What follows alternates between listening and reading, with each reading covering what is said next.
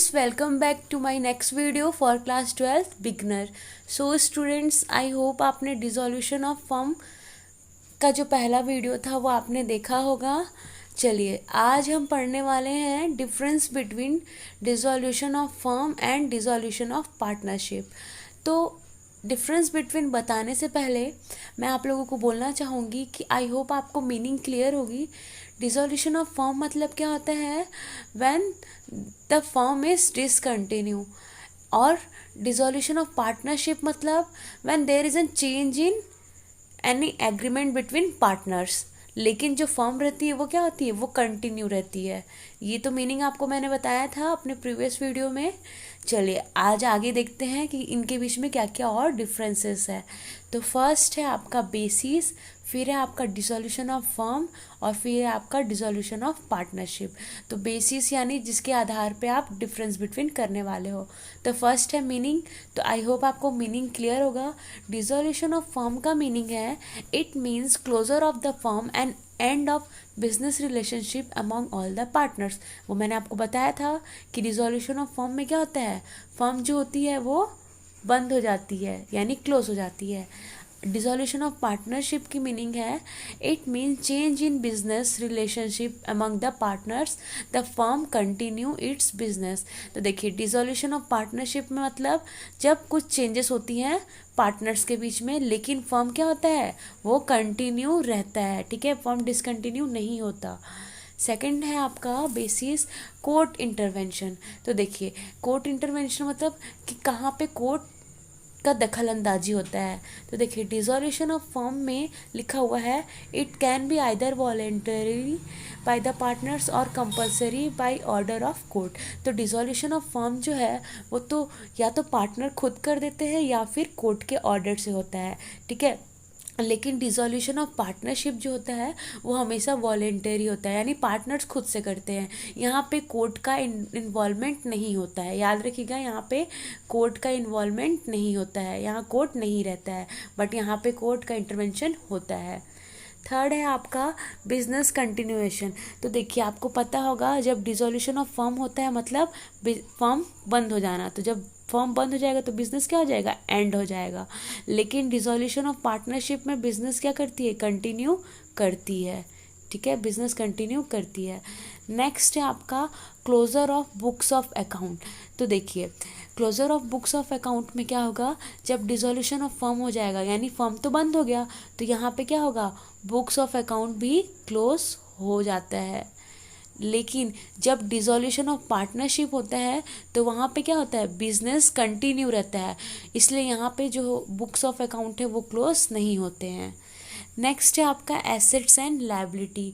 तो देखिए assets and liability में बोला गया है कि जब डिसोल्यूशन ऑफ फर्म होता है तो क्या होता है? क्योंकि फर्म बंद होने वाला होता है तो हम क्या करते हैं? हम सारे एसेट्स को क्या करते हैं? बेच देते हैं और लायबिलिटीज़ को पे ऑफ कर देते हैं. और अगर कोई बैलेंस बच जाता है तो वो बैलेंस क्या होता है? वो पार्टनर्स को ट्रांसफ़र हो जाता है. लेकिन डिसोल्यूशन ऑफ पार्टनरशिप में ऐसा होता है क्या? नहीं. डिसोल्यूशन ऑफ पार्टनरशिप में हम क्या करते हैं? सिंपली अपनी एसेट्स और लायबिलिटी को रीवैल्यूएट करते हैं और देखते हैं हमें प्रॉफिट हो रहा है या लॉस हो रहा है. ठीक है, और हम उसे पार्टनर्स को बांटते हैं. तो अगर मैं इजी वर्ड में बोलूँ तो आप ये समझ लो कि जब डिसोल्यूशन ऑफ फर्म होता है तो हम क्या बनाते हैं? Realisation account. ठीक है, रियलाइजेशन अकाउंट हम बनाते हैं और रियलाइजेशन अकाउंट में हम क्या करते हैं? हम एसेट को बेचते हैं और उससे जो पैसे आते हैं उससे हम लायबिलिटी पे ऑफ करते हैं. लेकिन जब डिसोल्यूशन ऑफ पार्टनरशिप होता है तो क्या होता है? हम क्या बनाते हैं? रिवैल्यूएशन अकाउंट बनाते हैं जहाँ पे हम एसेट और लायबिलिटी को रिवैल्यूड करते हैं. तो आई होप आपको अब समझ में आ जाए. नेक्स्ट है आपका इकोनॉमिक रिलेशनशिप.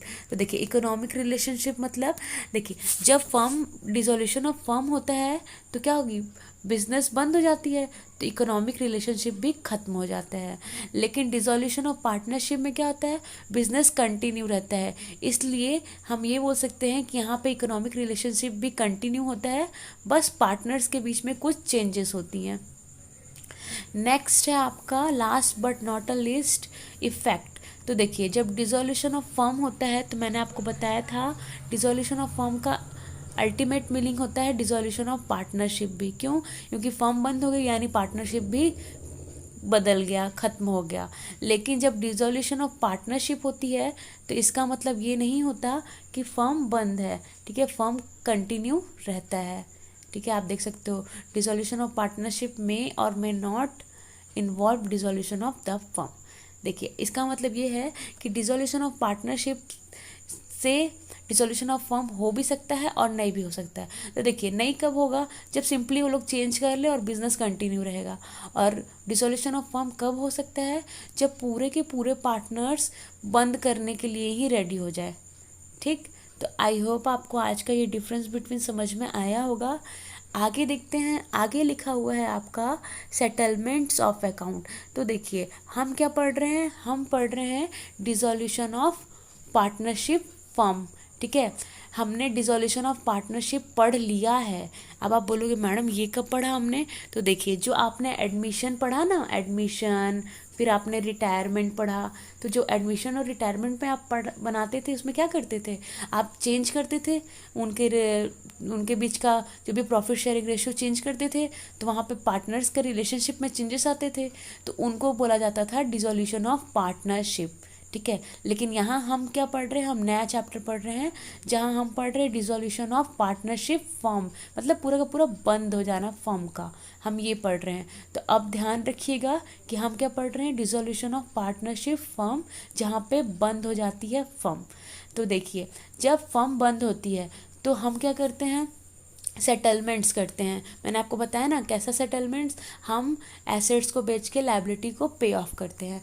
तो अब हम अपना थ्योरी पढ़ने वाले हैं कि सेटलमेंट ऑफ अकाउंट कैसे होता है। तो देखिए यहाँ पे लिखा हुआ है generally two issues have to be resolve at the time of dissolution. जब भी डिसोल्यूशन होता है फर्म का तो दो बड़ी इश्यूज होती हैं, उसको हमको सॉल्व करना होता है। एक होता है सेटलमेंट ऑफ अकाउंट्स और दूसरा होता है पेमेंट ऑफ फर्म्स डेब्ट एंड प्राइवेट डेब्ट्स। कि देखिए अकाउंट कैसे सेटल किया जाए और फर्म का जो डेब्ट है वो कैसे पे किया जाए। तो देखिए लिखा हुआ है सेटलमेंट ऑफ अकाउंट जो है वो सेक्शन 48 इंडियन पार्टनरशिप एक्ट 1932 में मेंशन है कि जब डिसोल्यूशन होगा तो अकाउंट कैसे सेटल किया जाएगा। तो सबसे पहले बोला गया है कि हम क्या करेंगे? लॉसेस को देखेंगे। ठीक है, पहला पॉइंट बोला है ट्रीटमेंट ऑफ लॉसेस। तो losses including deficiency of capital is paid first out of profit. तो देखिए जब भी आपको लॉस होगा तो ये लॉस आप कैसे पे करोगे? सबसे पहले तो आप प्रॉफिट से पे करोगे। ठीक है, प्रॉफिट से पे करने के बाद भी अगर आपको पैसे कम पड़ेंगे तब आप कैपिटल से करोगे। ठीक है, उसके बाद भी अगर पैसे कम पड़ते हैं तब आप पार्टनर से मांगोगे। ठीक है, उनके रेशियो में, जिस रेशियो में अपना प्रॉफिट शेयर करते थे वो उसी रेशियो में आप पैसे उनसे मांगोगे। ध्यान रखिएगा, इम्पॉर्टेंट क्वेश्चन है, MCQ बन सकता है कि कैसे सेटलमेंट होता है लॉसेस का। तो सबसे पहले किससे होता है? प्रॉफिट से होता है। ठीक, उसके बाद किससे होता है? कैपिटल से होता है। तब भी कम पड़े तब पार्टनर से मांगा जाता है।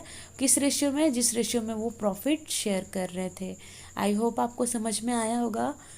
नेक्स्ट बोल रहा है एप्लीकेशन ऑफ एसेट। अब एप्लीकेशन ऑफ एसेट में देखते हैं क्या लिखा हुआ है। तो ये जो है वो आपका सेक्शन 48 सब सेक्शन बी में बताया गया है। तो assets of the firm including amount contributed by the partner to make up deficiency of capital are applied in the following way. तो देखिए आप पेमेंट करने के लिए फर्म की एसेट्स को भी यूज़ कर सकते हो। ठीक है, तो पहला क्या बोला है ए में? In paying firm step to the third party. आप जो फर्म का आपका जो लायबिलिटी उसको पे करने के लिए आप एसेट को यूज़ कर रहे हो। सेकंड बोल रहा है in paying to each partner rateably what is due to him on account of loans और एडवांसेस। या आप हो सकता है कोई पार्टनर आपको मतलब फर्म में लोन दिया है तो आपको पता होगा सेपरेट लीगल आइडेंटिटी से पार्टनर और बिजनेस अलग हो जाते हैं। तो क्योंकि वो उसने लोन दिया था तो आपको उनको भी सेटल करना पड़ेगा। तो आप चाहो तो वो एसेट दे के उनको भी सेटल कर सकते हो। थर्ड है in paying to each partner rateably what is due to him on account of capital. हो सकता है कोई पार्टनर आपको अपने कैपिटल में से कुछ पैसे फर्म में दिया हो, तो क्योंकि अब बिजनेस बंद हो रहा है तो आप उसे भी पे करने के लिए एसेट्स दे सकते हो। The residue if any is distributed among the partners in their profit sharing ratio. अगर आपने सारी लायबिलिटी पे कर ली है और कुछ पैसे अगर बच जाते हैं तो वो बचे हुए पैसे किसको मिलेंगे, पार्टनर्स को मिलेंगे उनके प्रॉफिट शेयरिंग रेशियो में। तो आई होप आपको ये सेटलमेंट ऑफ अकाउंट वाला पॉइंट क्लियर हुआ होगा। चलिए आगे देखते हैं। आगे जो है आपका कुछ क्वेश्चंस हैं। आप ये क्वेश्चन प्लीज़ खुद से ट्राई कीजिएगा। अगर आपको ये क्वेश्चन नहीं बनेगा तो फिर आप नीचे कमेंट करके पूछ सकते हो, ठीक है। तो आगे लिखा हुआ है आपका पेमेंट ऑफ फर्म्स डेब्ट एंड प्राइवेट डेब्ट। तो ये जो है ये आपका सेक्शन 49 में मेंशन है कि कैसे पेमेंट करना है डेब्ट का। तो देखिए लिखा हुआ है डेब्ट विच द फर्म ओज to outsider are known as firm डेब्ट। फर्म डेब्ट किसको बोलेंगे, देखिए जब फर्म किसी बाहरी इंसान से पैसे लेगा तो उसको बोलेंगे फर्म डेब्ट, ठीक। और प्राइवेट डेब्ट कब होगा, द डेब्ट विच अ पार्टनर ओस इन हिज पर्सनल कैपेसिटी। वो उधार जो पार्टनर खुद अपने लिए लिया हो उसको बोलेंगे प्राइवेट डेब्ट। अगर फर्म ने लिया है तो क्या बोलेंगे, फर्म डेब्ट। और अगर किसी पार्टनर ने अपने लिए लिया है तो वो प्राइवेट डेब्ट। आपको क्लियर हो गया होगा। तो देखिए following provision apply in case of firms डेब्ट एंड प्राइवेट डेब्ट। देखो अब क्या क्या प्रोविजन अप्लाइड होगा। तो फर्स्ट है firms property is applied for payment of firms डेब्ट। एकदम सिंपल सा है। अब भाई फर्म का प्रॉपर्टी फर्म के डेब्ट को चुकाने के लिए किया जाएगा। अब आपने फर्म के लिए उधार लिया है तो फर्म की प्रॉपर्टी से आप उस उधार को पे करोगे ना। आप ये तो नहीं बोल सकते कि मैंने उधार लिया है तो मुझे अब मैं अपने फर्म का सामान बेचूंगा, नहीं, क्योंकि उसमें आपका अकेले का हिस्सा नहीं है। फर्म मतलब जहाँ पे बहुत सारे पार्टनर्स होंगे। तो पहला रूल ये बोलता है कि अगर किसी ने फर्म के लिए लोन लिया था तो फर्म की प्रॉपर्टी से वो लोन पे किया जाएगा। प्राइवेट के बारे में बोला गया, प्राइवेट डेब्ट के बारे में, कि private property of each partner is applied first towards the payment of his private डेब्ट and if surplus is left it is applied to the payment of firms डेब्ट। तो देखिए अगर किसी पर्टिकुलर पार्टनर ने लोन लिया है या कुछ उधार लिया है बाहर से तो उसकी प्राइवेट प्रॉपर्टी से वो अपने लोन चुका सकता है। अगर उसके पास तब भी पैसे बच जाते हैं तब जाके वो फर्म के लिए पेमेंट करेगा, ठीक है। कंफ्यूज नहीं होइएगा, एक बार और सुन लीजिए। फर्म डेब्ट मतलब जब आप फर्म के लिए पैसे बाहर से लेते हो, मतलब उस समय 3-4 पार्टनर्स होते हैं। प्राइवेट डेब्ट मतलब आप पर्टिकुलर अपने लिए उधार ले रहे हो। तो अगर आप फर्म का डेब्ट लिए हो तो आप फर्म की प्रॉपर्टी से चुकाओगे, ठीक है। अगर आप प्राइवेट डेब्ट लिए हो तो आप अपनी प्राइवेट प्रॉपर्टी से चुकाओगे। लेकिन अगर आपकी प्राइवेट प्रॉपर्टी में कुछ पैसे बच जाते हैं तो आप उस पैसे का यूज़ कर सकते हो अपनी फर्म की प्रॉपर्टी को पे करने में। तो आज के लिए ये वीडियो यहीं तक है।